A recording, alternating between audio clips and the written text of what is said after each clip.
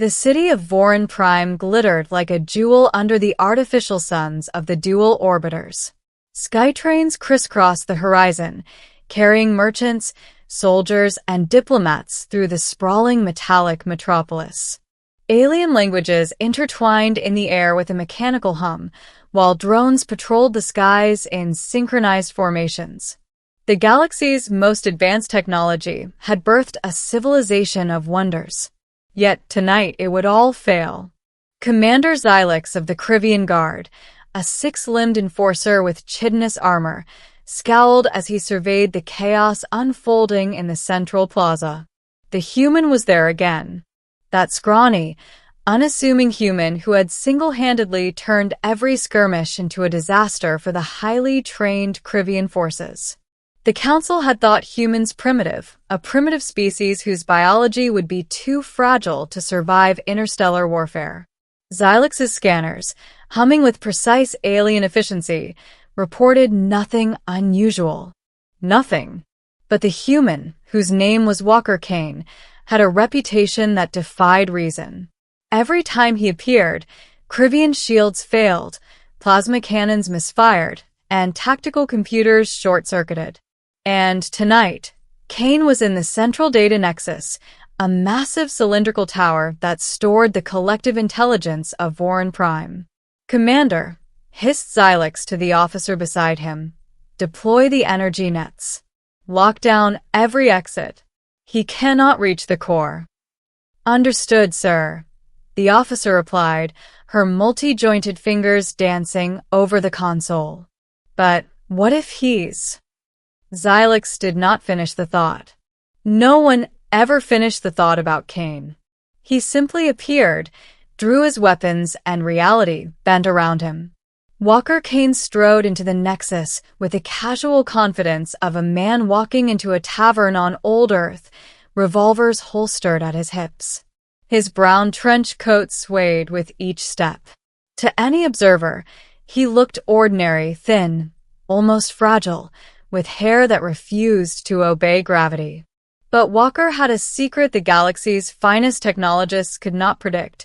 His weapons were analog, human-made, and utterly defiant of the galaxy's hyper-advanced systems.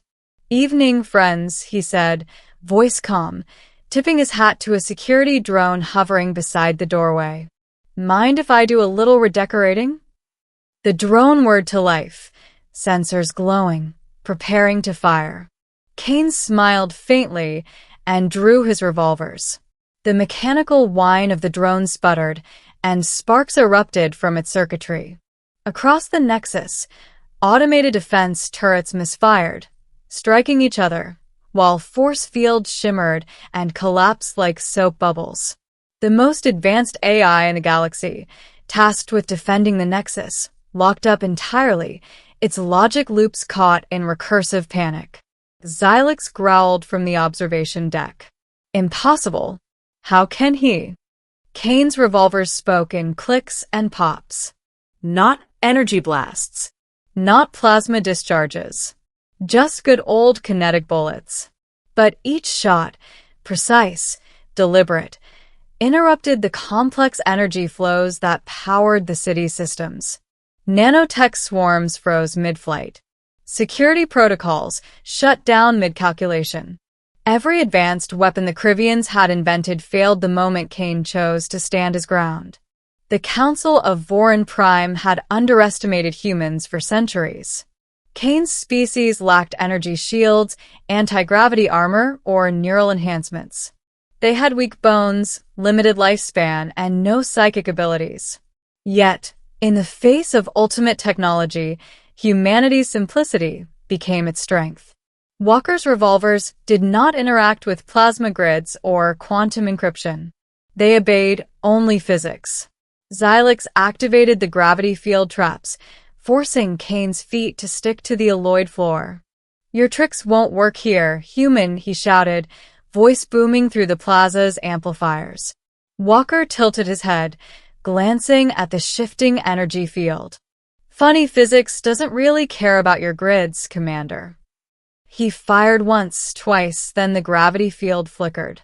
The crystalline supports of the Nexus groaned, unable to maintain stability under the human's precise, conventional attacks. A flood of sparks ran along conduits, cascading like lightning through the building. Panic erupted among the Krivian soldiers. Automated exosuits jerked and twitched uncontrollably. Meanwhile, deep inside the Nexus, Walker approached the Central Intelligence Core, a massive sphere of pulsating light. It contained the sum of Voron Prime's technological mastery. Holoscreens flickered with streams of data in every alien script imaginable. Robots and drones swarmed to intercept him, but as he raised his revolvers, each one short-circuited. Kane muttered, almost to himself, "All your tech, and none of it can stop a man who trusts his hands." His fingers moved with uncanny precision. Every shot was deliberate, every bullet calculated to disrupt critical circuits without unnecessary collateral. The core's energy pulsed, reacting violently to the disruption. Alarms screamed across the city, echoing like a symphony of mechanical despair. From the observation deck, Xylix could only watch in disbelief. His scanners showed an anomaly. Walker's revolvers emitted no measurable energy signature. Yet every system in the Nexus collapsed the instant the weapons were drawn. "This cannot be. It violates every known principle of physics," he roared. Walker, however, was unfazed. He crouched, rolled behind a support beam, and fired again. The city's defenses, hyper-advanced drones, AI-controlled turrets, and nanotech swarm soldiers, failed in unison. For a fleeting moment, the galaxy's most sophisticated technology lay powerless, as though mocking its creators. The Council convened in emergency, their forms shimmering in holographic projection. Ambassador Lyric, a lithe and calculating creature from the Tabar system, voiced what no one dared to admit. "This human, he is not bound by our understanding. Our weapons are meaningless to him." A young human researcher, Dr. Harlow, had accompanied Kane. She had insisted on joining him, despite warnings. Now, as the Nexus core flickered dangerously, she whispered, He doesn't fight with technology. He fights through it in a way the galaxy can't anticipate." Walker's revolvers clicked and spun in his hands. He didn't need lasers, plasmas, or nanites. He had something the galaxy's greatest minds had overlooked entirely: human ingenuity and unpredictability. Every shot disrupted the ordered chaos of the core's AI, creating moments of opportunity where none should exist. The humans called it improvisation. The aliens called it chaos. Finally, Walker reached the central core's interface. A massive console of shimmering alien alloy extended before him, humming with contained energy. Nanobots scurried like metallic ants along its surface.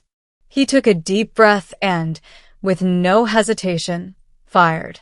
The revolver's bullets struck with surgical precision, cracking circuits, tearing energy conduits, and fracturing power regulators. Sparks flew like shooting stars, and the Central Intelligence convulsed.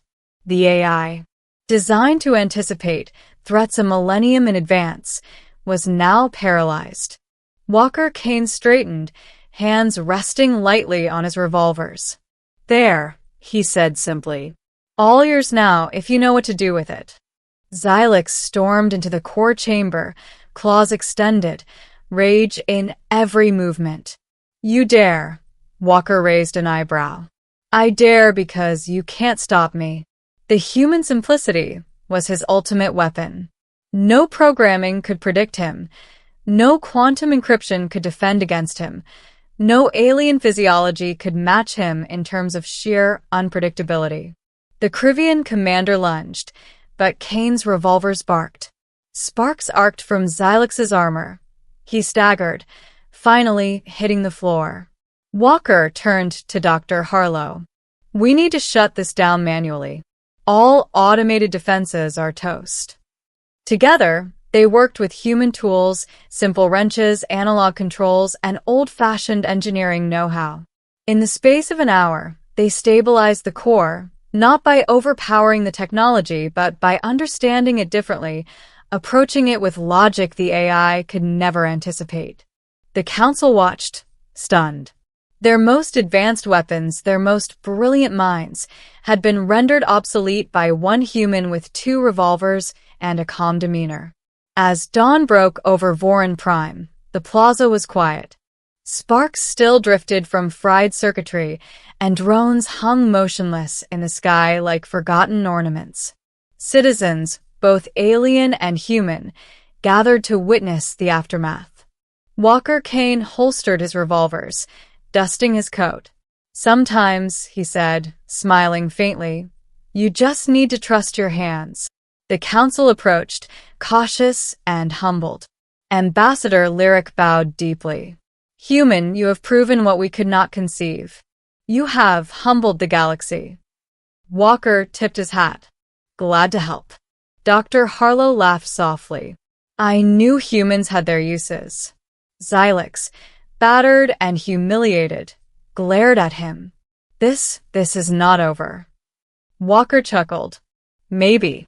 But for now, the galaxy just learned something important.